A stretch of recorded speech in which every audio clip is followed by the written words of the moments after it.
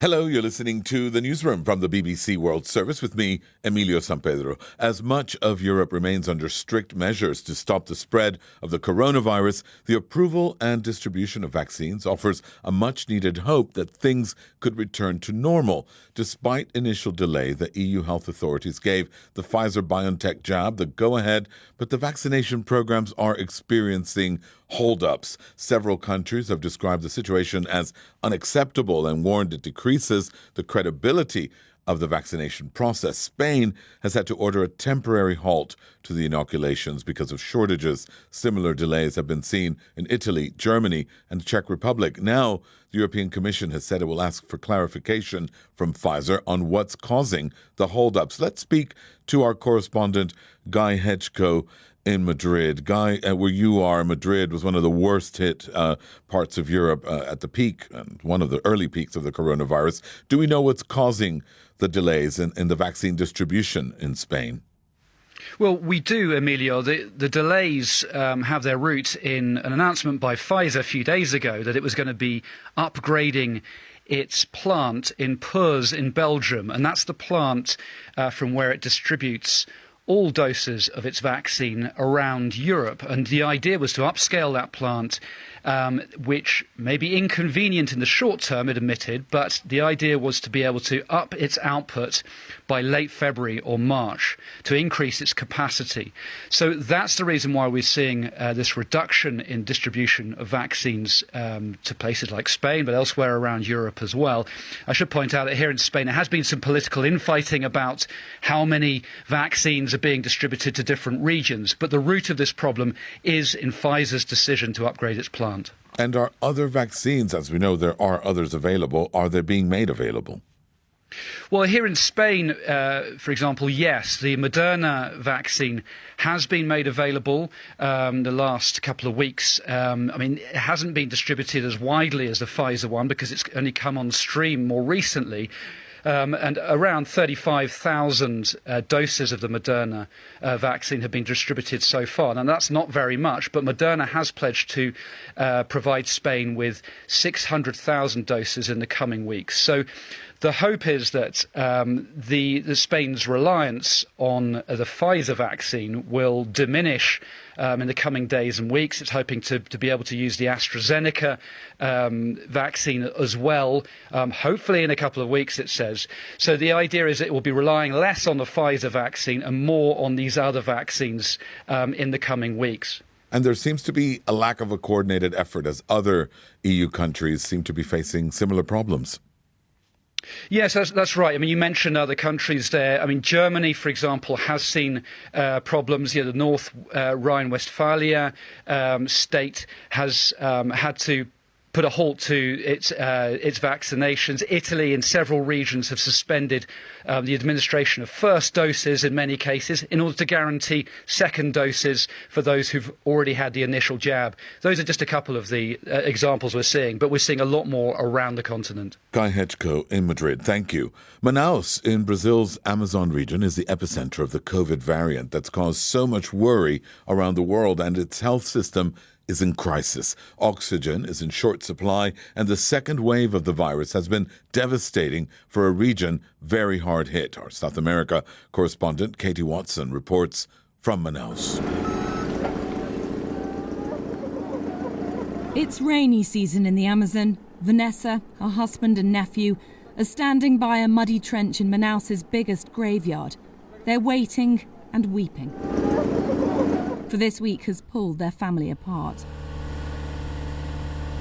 A digger scoops out a hole, making space for a coffin. Vanessa's brother, Sergio, was just 34, another victim of COVID-19. No funeral, no remembrance, just a hasty burial. 5 minutes to witness his body being committed to the ground. Then the machine piles bright orange mud on the coffin. Then it's on to the next funeral. Several other families are waiting patiently in the queue.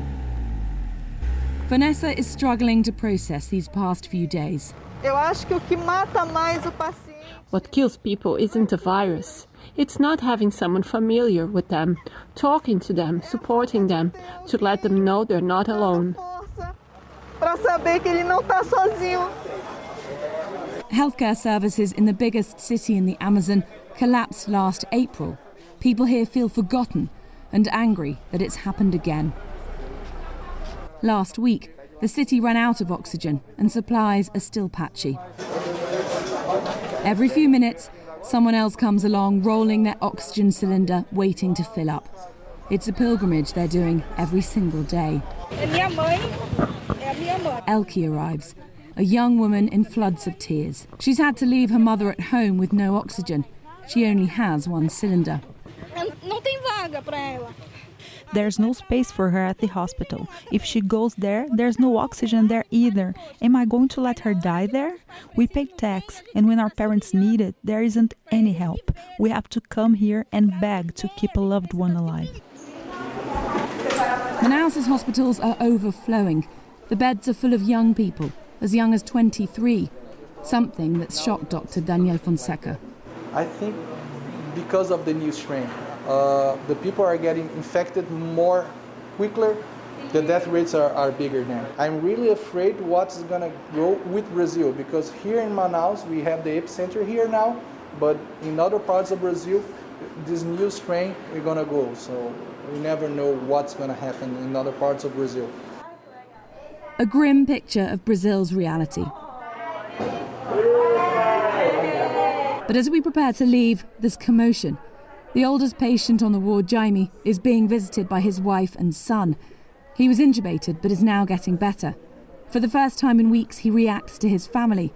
He opens his eyes, much to the excitement of everyone here. A rare glimpse of hope in otherwise dark times in Brazil. Katie Watson reporting from Manaus. On Saturday, it will be 6 months exactly until the Olympic Games are due to start in Tokyo after they were postponed from last year. The problems with the Australian Tennis Open, where dozens of players have been forced to self-isolate because of COVID infections, have shown the challenges of trying to stage an international sporting event in a global pandemic.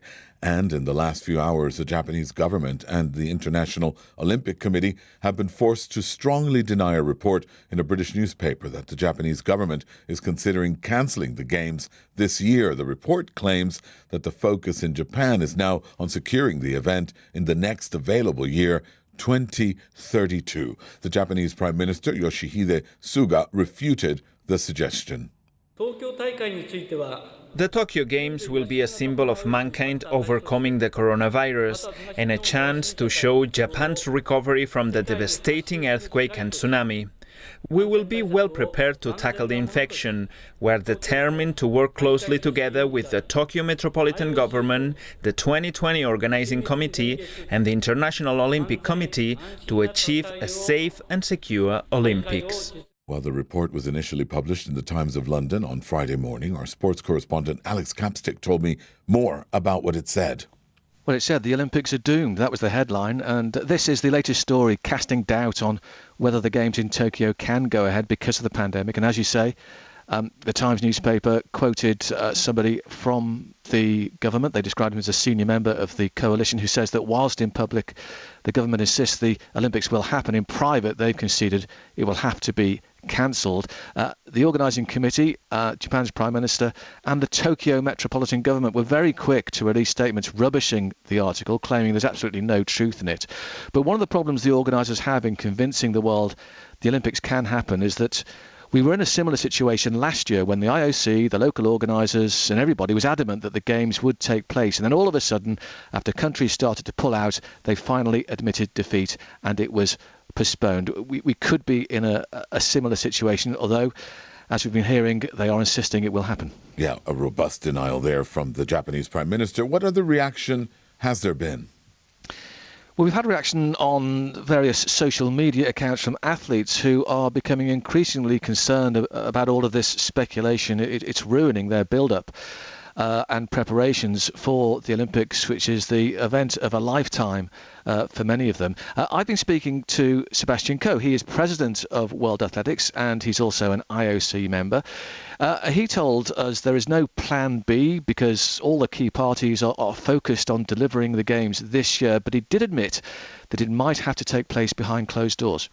I would love to have fans noisy and passionate and, the spirit of the games. But if the only way that we are able to deliver the games is behind closed doors, I think everybody is now accepting of that. I'm not sitting here saying we have all the answers, but we do deliver events, and we have consistently delivered events, even through the difficult times, safely and securely. And that was Sebastian Coe, president of World Athletics. A decision on fans is expected in the next few months from the organisers. Alex Capstick, you're listening to the Newsroom from the BBC World Service. Now, John has the headlines. The European Commission is seeking clarification from Pfizer about delays in coronavirus vaccine distribution that have led some countries to reduce or stop inoculations. Russian police have issued a stern warning against planned protests in support of the jailed opposition leader Alexei Navalny. The UN Refugee Agency says the number of people displaced by violence in the Sahel region of Africa has surpassed 2 million. And as we've just been hearing, Japan has insisted the Olympics will go ahead this year, contrary to media reports that the Games will be cancelled. Thanks, John. The increasingly interconnected world we live in has made technology giants such as Google and Facebook very rich and very powerful. This is because we use their services in our daily activities, be it for shopping, socializing, entertainment, or being informed. But there is an ever-growing concern about their dominant role in the market. And in Australia, the government is proposing a new law forcing the technology companies to pay media outlets for using their news content. Google has threatened to remove its search engine from Australia if it goes ahead with the legislation.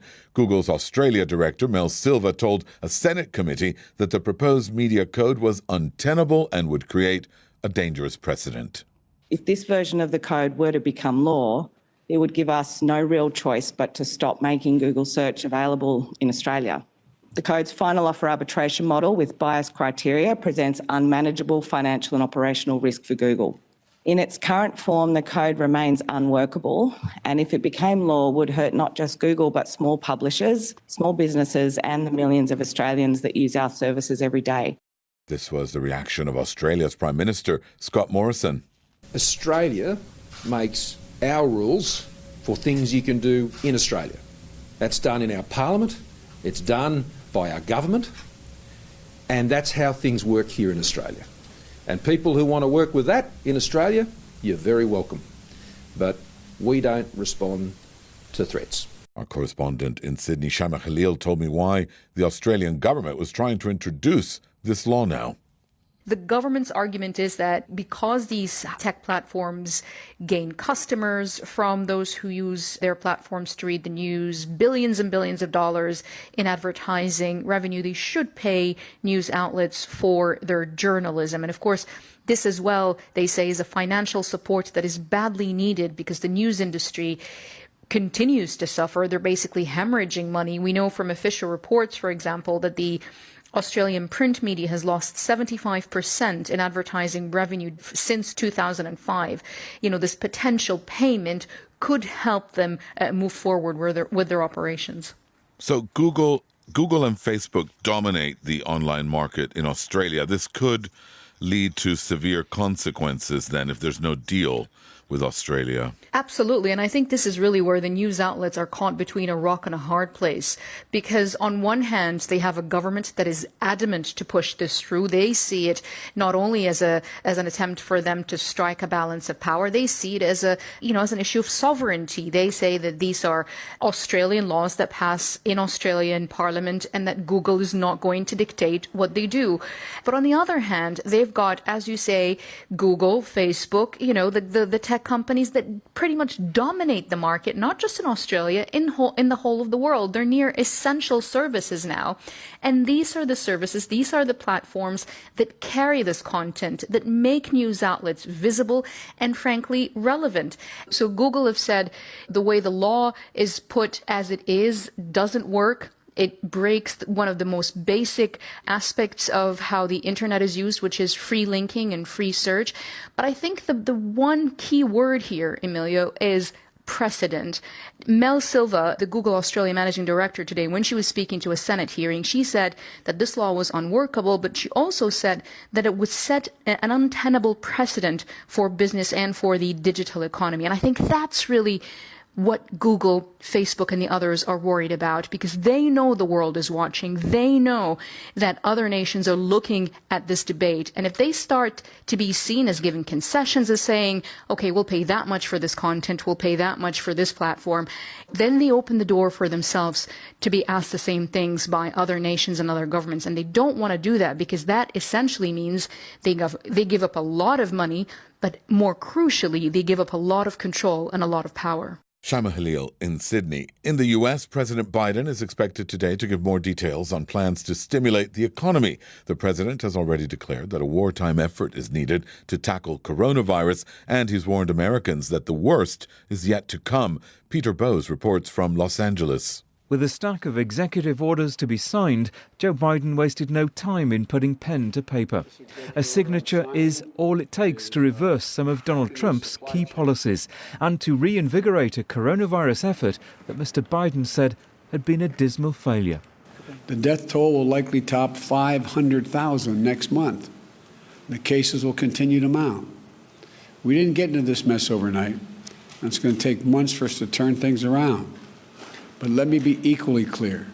We will get through this. The plan is ambitious. According to Mr. Biden, one of the greatest operational challenges America has ever undertaken. 100 million doses of the vaccine in 100 days. Working alongside Joe Biden, a familiar face, Dr. Anthony Fauci, America's leading infectious disease expert, who is part of the Trump administration's coronavirus task force.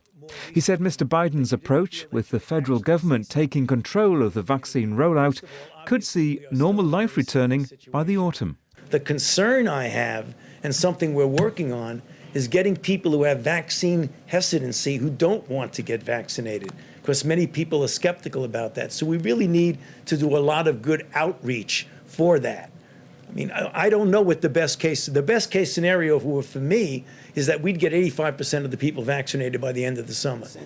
Dr. Fauci also reflected on the sometimes awkward relationship he had with Donald Trump, especially when the former president said things that weren't based on scientific facts. The idea that you can get up here and talk about what you know, what the evidence, what the science is, and know that's it. Let the science speak. It is somewhat of a liberating feeling. The goal now, according to Dr. Fauci, is to rebuild the trust of Americans as the war on the coronavirus moves into a new phase. Peter Bowes. Donald Trump's Twitter account caused a lot of controversy over the years. Many of his opponents called for it to be shut down for what they said were breaches of the social media company's policies long before that actually happened earlier this month. Now, a tweet from the account of Iran's supreme leader, apparently aimed at former President Trump, is likely to raise similar questions. Our Middle East analyst Sebastian Usher reports. The Twitter account in Farsi that bears the name of Ayatollah Khamenei posted late last night an image that is controversial to say the least. It's a photo montage that shows a figure that is unmistakably Donald Trump taking a swing on a golf course with the shadow of a drone above him. The text reads, "Vengeance is inevitable." That's nothing new from Iran's leadership, which has been threatening revenge ever since Qasem Soleimani was killed in Baghdad a year ago. But in the light of Mr. Trump's permanent suspension from Twitter, it seems likely that it will trigger new calls for the social media network to take action against Ayatollah Khamenei's account. And now John has some other stories from our news desk. A Senegalese student in France has apologised after her unexplained disappearance several weeks ago sparked an investigation by police and a campaign by concerned fellow students. Diary Sow said in a letter to a Senegalese government minister that she'd taken what she called a little break to regain her senses. The City of London Corporation has voted to remove 2 statues of figures linked to the early colonial-era slave trade. A corporation official heading a task force on the issue said putting those who profited from slavery literally on a pedestal had no place in a modern, diverse city. And Russian space officials say the International Space Station may have developed 2 cracks through which air is leaking out. Vladimir Solovyov said one tiny crack had been confirmed and that a powerful microscope would be sent up to the ISS to confirm a second suspected crack and check for any others. Thanks, John. Former friends Donald Trump and Piers Morgan had publicly fallen out over Mr. Trump's policies and behavior, but the British presenter has now told the BBC that someone pretending to be him hoaxed the then U.S. president into a conversation. The truth emerged when the two men spoke for real one day later. Piers Morgan, a former judge on America's Got Talent and the former CNN presenter, now hosts a UK breakfast TV show. He told the BBC's Americast podcast that the two men's friendship froze after a critical newspaper opinion piece last year. I didn't make any attempt to contact him after that. And funny enough, he was the one that reached out to me when he called me just before the election. In fact, he called me half an hour before he went to vote.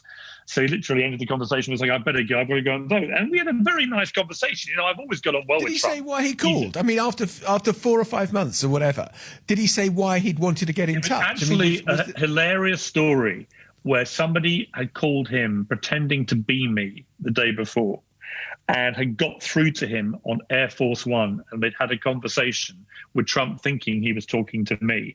And after that, I'd appeared on Fox and Friends in America and talked directly to him down the camera saying, if you want some advice on how not to lose this election, then you know where I am. And the combination of the fake Piers, who has never materialized, I don't know who that person was, and me talking to him through his preferred portal of Fox News, made him pick the phone up. And you know, we had a pretty blunt exchange of views about certain things, and then we had a bit of fun about others, about Boris Johnson and Theresa May. And Trump, when he's freewheeling and riffing about stuff, can be very entertaining and very funny, as he always has been. But unfortunately, his character flaws, the chronic narcissism, the desire to make everything about himself, the failure to believe science, the failure to take firm, decisive action if he thinks it may be self-harming to him, all of that conspired to render him an utterly useless leader at America's darkest time since World War II. Piers Morgan, the BBC, has asked the U.S. Secret Service for comment. Of course, Donald Trump isn't the first world leader to fall victim to a hoax phone call. Canadian Prime Minister Justin Trudeau was recorded talking to a fake Greta Thunberg, and UK PM Boris Johnson had an 18-minute chat with someone who turned out not to be the Prime Minister of Armenia. And now for something that isn't a hoax. I'm here happy or sad at the same time to announce that this is my last shift presenting the Newsroom and my last day at the BBC after 22 amazing years here. I've had a phenomenal career at the BBC World Service, and I've worked in other parts of the operation. The thing I'll remember the most are the amazing colleagues that I've worked with throughout the years, all around the world, actually, in different parts of the world and here in London. And of course, you, the listener, who keeps us company and who checks on us and makes sure that we're telling you the news just as you're supposed to have it. And it's been an absolute pleasure to be with you all these years. That's all from us. You've been listening to The Newsroom.